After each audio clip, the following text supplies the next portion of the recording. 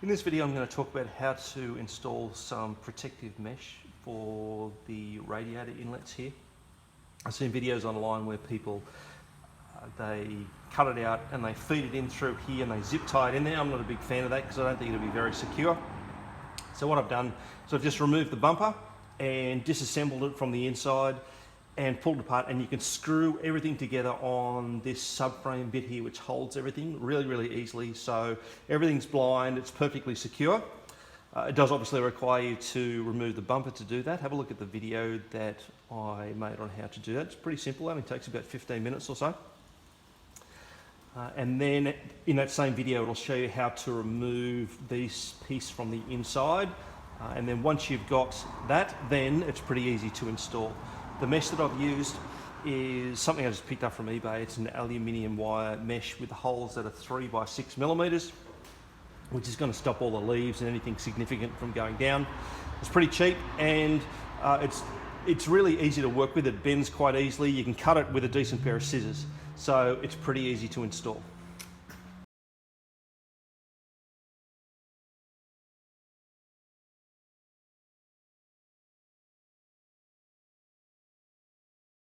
A bit of additional information that isn't in the bumper removal video.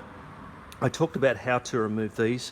Since doing that video, I found probably an easier way to get these things out. The way these work, there's a clip in here, one there, and there's one on the bottom side here, and that clips into the bumper itself. So I find the best way to do this is unclip that one there, and then just get a pry tool and just jam it in there, like that. And then you just pull that out. That just pops straight out because there's the clip there that's stuck in underneath there, so you're trying to push that in there like that. And then this one, you pull it up like that, and then it'll pull straight out, because as soon as you rotate it, it unclips that thing there. When you're going to put that back in, push it down so it's fully home, and then align everything in, and then push everything into place. So what we need to do is remove this piece here. That's what we're going to fit the mesh to. So in order to do that, and depending on what your setup is, because obviously the Cayman, the Boxster and everything, they're just all slightly different, but this is just a base Boxster, so we'll need to remove the LED daytime running light, disconnect the parking sensors, and then we'll remove this surround here. So here's our piece of mesh that we're going to fit to it, and this is the subframe that we've just removed. The way this is going to be fit on here is I'm going to cut out my mesh to the reasonably close to the right shape, and my attachment points, you'll notice here there are these 3 holes here.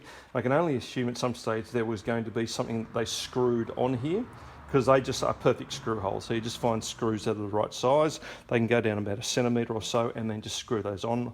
I'll use small washers with those, and I'll just put some holes in the mesh for where they're going to go. In addition to that, around the outside here, I can put a whole bunch of screw holes in. If you look at it closely, the way this fits into the bumper, you can see these slots in here. So the bumper itself is going to slide into all these spots like that, so it runs around the inside here. But what that allows me to do is, if I place screws in there somewhere, and I can put as many of those as I like around the outside here, they are not going to impede where the bumper goes. I'll show you what I mean. And the best way I found to do that is I just used a 2mm drill bit, and then just came in, for example, I might say I'm going to drill a hole just there, and I put it right up in that corner there and drill it straight through.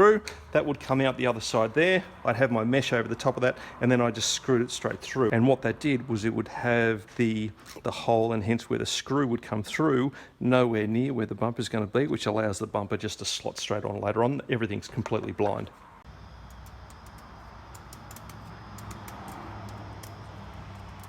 And so after cutting it out, I have marked some spots. I'm just going to cut a few snips in here so I can put the screws into those holes. At the top here, there's this tab, because when you put the bumper on, the guide for the radiator, that big thing that sticks out the front of the radiator, needs to slot in there.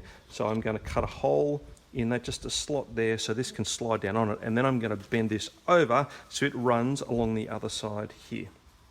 Along the top here, there aren't any places that I've found that you can attach screws, but with that bend over at 90 degrees, that gives it some strength along the top here, and then I'm going to screw all the way around the surround.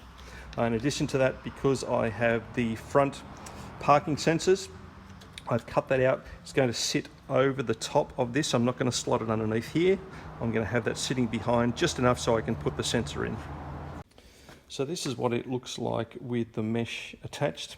This mesh is pretty soft. It's very easy to work, which makes it simple for the install, but I don't think it's going to take a real good hit with a rock or something like that.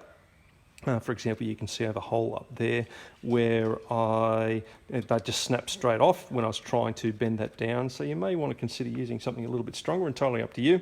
But certainly this makes the install pretty easy. If you just want to stop leaves and stuff, this is going to work perfectly okay. For the screws I use, these are just Tech screws from a built of an old shed that I had lying around the place. So I just use those. They need to be a fairly wide thread. These are just little baby countersunk stainless screws, just with a washer attached, just to distribute the load a little bit. In addition to that, you can see I've cut out these 4 clips, which you need to lever in here to get this frame off in the first place. I've just cut out bits there so I can get access to those later on if I need to pull this off. For the screw holes where I've screwed, you can see on that one there, because I've gone right into the corner and drilled it in from this side and then screwed from the other side, you can see where the bumper is going to slot into those holes there. That's not going to impede that at all. And I would suggest when you're putting this on, put your screws in there first so you make the nice threaded hole so it's nice and fat, and then go ahead and put the mesh over the top of that and fit